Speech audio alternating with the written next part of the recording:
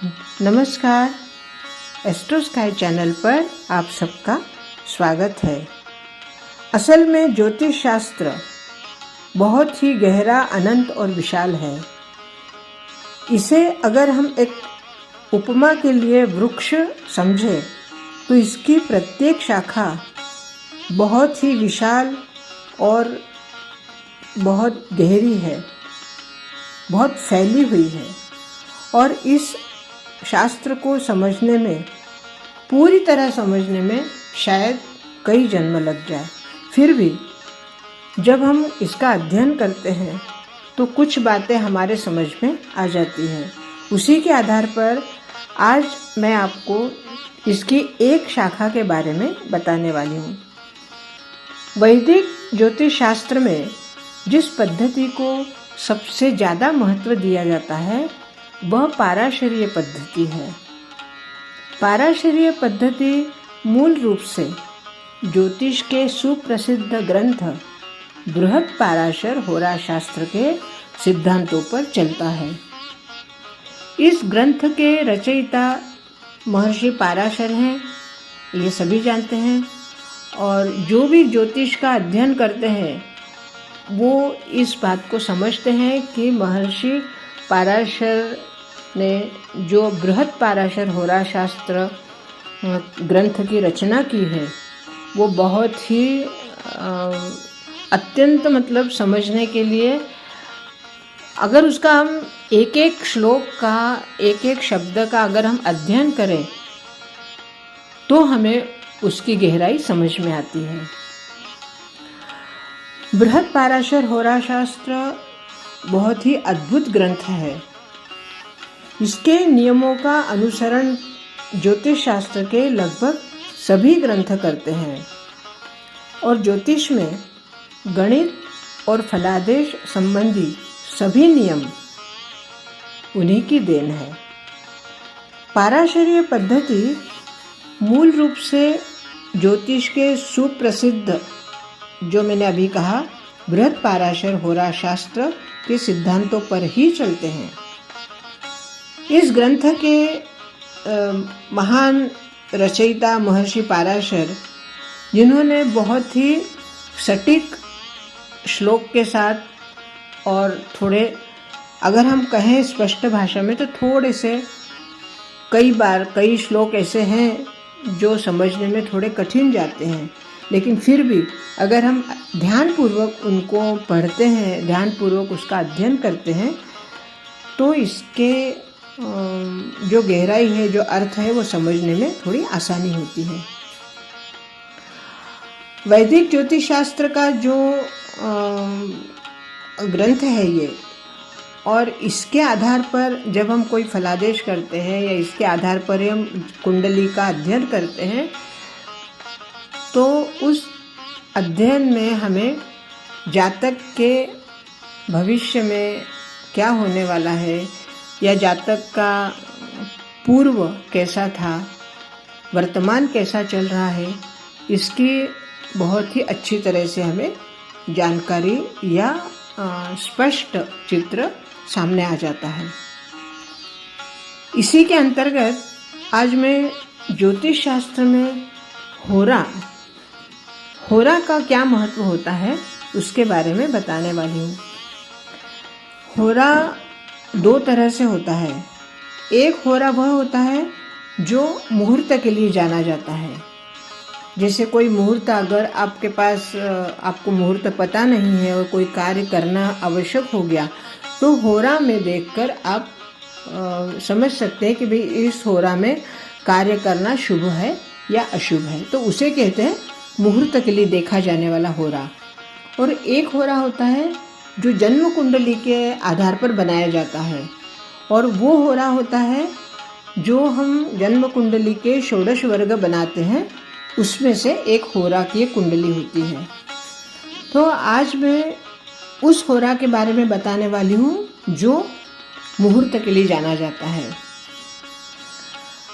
और अब देखते हैं कि वास्तव में होरा क्या है, या होरा का क्या स्थान है ज्योतिष में। इसका महत्व क्या है?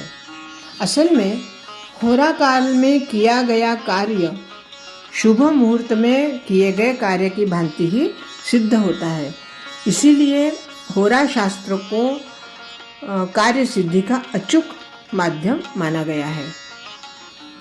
होरा ज्योतिष शास्त्र का वह महत्वपूर्ण अंग माना जाता है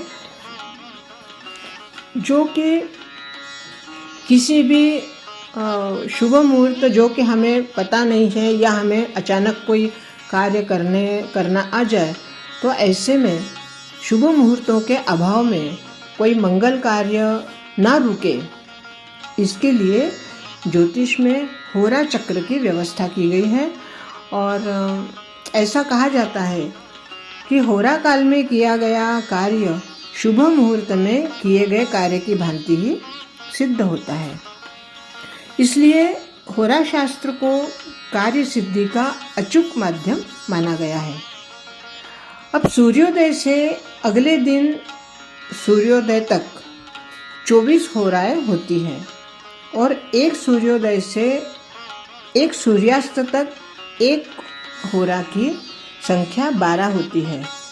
प्रत्येक दिन के प्रारंभ में प्रथम होरा उस ग्रह का ही होता है जिसका वह वार होता है, जबकि अगली होरा उसी दिन के छठे दिन की होरा होती है। यही क्रम आगे बढ़ते जाता है। जैसे अगर हम उदाहरण के तौर पे माने तो सोमवार के दिन किसी भी ग्रह की होरा अगर हमें देखनी है तो हम उसे इस प्रकार देखेंगे कि जैसे पहली होरा चंद्र ग्रह की होगी, दूसरी शनि ग्रह की, तीसरी होरा गुरु ग्रह की होगी, चौथी मंगल की होगी, पांचवी होरा सूर्य की और छठी होरा शुक्र की, सातवीं होरा बुध ग्रह की और आठवीं होरा फिर से चंद्र की होगी। इस क्रम से ऐसे ही वो क्रम चलता रहता है। इस प्रकार जो भी वार हो उसी वार की होरा से आगे की होरा निकाली जाती है और अपने कार्य को सफल बनाने के लिए उसका प्रारंभ किया जाता है। प्रत्येक होरा किसी विशेष कार्य के लिए ही शुभ होती है। प्रत्येक होरा एक अपना विशिष्ट महत्व लिए हुए होती है। आप ऐसा नहीं कर सकते कि किसी भी होरा में कोई भी कार्य करें तो उसके शुभ परिणाम नहीं मिलेंगे। अगर आपको वास्तव में शुभ परिणाम चाहिए तो जिस कार्य के लिए जो होरा निर्धारित की गई है उसी कार्य को उसी होरा में अगर किया जाए तो ही वह कार्य सिद्ध होता है, अन्यथा नहीं। अब ज्योतिष विज्ञान में इसका महत्व जो है कि किस तरह से कार्य सिद्ध किया जाता है, या इस होरा में जब हम कार्य करते हैं तो उसे किस तरह होरा को देखा जाता है कि आज हमें ये कार्य करना है तो उसके लिए कौन सी होरा जरूरी है और वह होरा आज के दिन में कब आने वाली है। तो आज हम देखेंगे कि जैसे होरा कैसे देखते हैं कि प्रत्येक होरा किसी विशेष कार्य के लिए शुभ होती है। तो आज देखेंगे हम सूर्य की होरा। अब जैसे रविवार है और रविवार के दिन प्रथम होरा सूर्य की है, तो सूर्य की होरा में कौन कौन से ऐसे कार्य हैं जिसे हमें सूर्य की होरा में करने से उसके शुभ फल मिलते हैं। तो सूर्य की होरा में सरकारी नौकरी के लिए आवेदन करना, पदभार संभालना, उच्च अधिकारियों से भेंट करना या मीटिंग करना, टेंडर के लिए आवेदन करना, जिसे जो क्योंकि सूर्य ग्रह कौन है, सूर्य ग्रहाधिपति हैं। तो जो उच्च पद के लिए जब हमें कोई कार्य करना होता है तो हमें सूर्य की होरा देखनी होती है। सूर्य की होरा में अगर आप कोई ऐसे उच्च पदस्थ कार्य आरंभ करेंगे तो आपको अवश्य उसमें लाभ होगा। फिर चंद्र की होरा आती है। चंद्र की होरा वैसे तो सभी कार्य के लिए शुभ मानी जाती है और सभी कार्य चंद्र की होरा में आप शुरू कर सकते हैं। फिर भी इसकी जो विशेषता है वो है जैसे कोई नए पौधे लगाना है, खाद्य संबंधी कोई क्रय विक्रय करना है, मतलब जल के संबंधित है, चांदी से संबंधित है, या कोई रस के संबंधित है, तो चंद्र की होरा में कार्य किया जाना चाहिए, उसमें आपको लाभ मिलता है। तीसरी होरा आती है मंगल की। मंगल की होरा में जैसे कोई पुलिस के या अदालत कोई का मामला हो, या कोर्ट कचहरी का मामला हो, या कोई नौकरी जो आपको मिल चुकी है लेकिन ज्वाइन करना हो, आपको स्वीकार करना हो, या जो लोग जुआ वगैरह खेलते हैं, सट्टा लगाते हैं, या इस तरह के काम करते हैं, उनके लिए मंगल की होरा होती है। या फिर उधार देना, या फिर किसी ऐसी कार्यक्षेत्र में जो कि जिसमें साहस का काम होता है वो करना, या फिर ऐसा कार्य जिसमें उग्रता होती है, वो मंगल की होरा में किए जाते हैं। बुध की होरा में होता है कि नया व्यापार शुरू करना है, या कोई लेखन का कार्य करना होता है, या कोई गणितीय काम करना होता है, कोई प्रकाशन करना होता है, या कोई आवेदन पत्र करना होता है, विद्या का आरंभ करना हो, या फिर कोई ऐसा संग्रह करना हो कोश का, तो उसके लिए बुध की होरा मानी जाती है। आगे आता है गुरु की होरा। गुरु की होरा में जैसे सूर्य की तरह ही होता है कि उच्च अधिकारियों से भेंट करना, लेकिन वो शिक्षा के तहत, जैसे किसी प्रिंसिपल से मिलना है, या कुलपति से मिलना है, शिक्षक से मिलना है, या कोई विवाह संबंधित चर्चा करनी है, या कोई ऐसा शुभ कार्य करना है जो कि विद्या से संबंधित होता है। तो ऐसे में ऐसे कार्य गुरु की होरा में करते हैं। शुक्र की होरा में होता है कि जैसे नए वस्त्र खरीदना, आभूषण खरीदना, या उसे धारण करना, या जैसे जो एक डिस्प्ले वाला पोर्शन होता है, डिस्प्ले मतलब जो कि हमें बाहर प्रचार करना है किसी बात का, जैसे फिल्म इंडस्ट्री है, या कोई एक्टिंग है, अपनी कला का प्रदर्शन करना है, तो ऐसे में शुक्र की होरा मानी जाती है। शनि की होरा जब आती है तो शनि की होरा में मकान की नींव रखना, या फिर कोई ऐसा काम करना जो ज़मीन से संबंधित हो, ज़मीन के नीचे से संबंधित हो।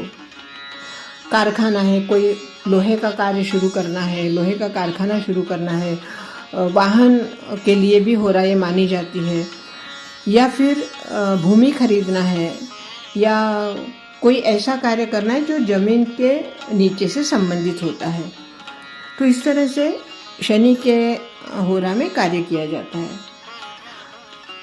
तो ये जो सूर्य से लेकर शनि तक की जो होराएं होती हैं, उसमें बगैर मुहूर्त के भी इस होरा में देखकर कार्य किया जाता है।